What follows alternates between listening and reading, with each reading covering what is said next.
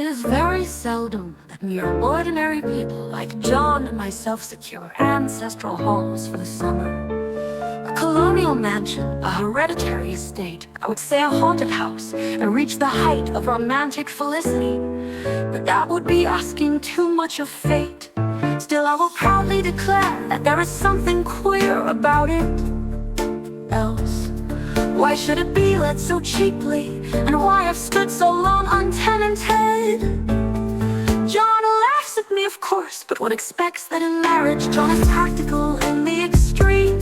He has no patience with faith and intense horror of superstition.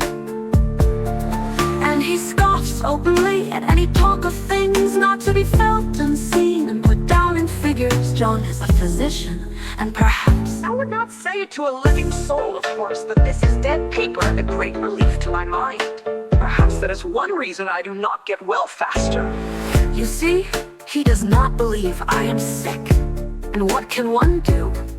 If a physician of high standing and one's own husband assures friends and relatives that there's really nothing the matter with one but temporary nervous depression, a slight hysterical tendency, what is one to do?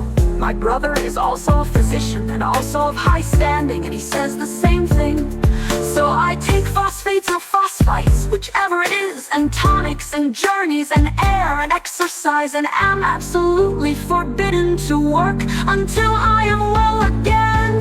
Personally, I disagree with their ideas. Personally, I believe that congenial work with excitement and change would do me good. But what is one to do? I did right for a while in spite of them. But it does exhaust me a good deal, having to be so sly about it or else meet with heavy opposition. I sometimes fancy that in my condition, if I had less opposition and more society and stimulus. But John says the very worst thing I can do is to think about my condition, and I confess it always makes me feel bad. So I will let it alone and talk about the house, the most beautiful place. It is quite alone, standing well back from the road, quite 3 miles from the village. It makes me think of English places that you read about, for there are hedges and walls and gates that lock, and lots of separate little houses for the gardeners and people.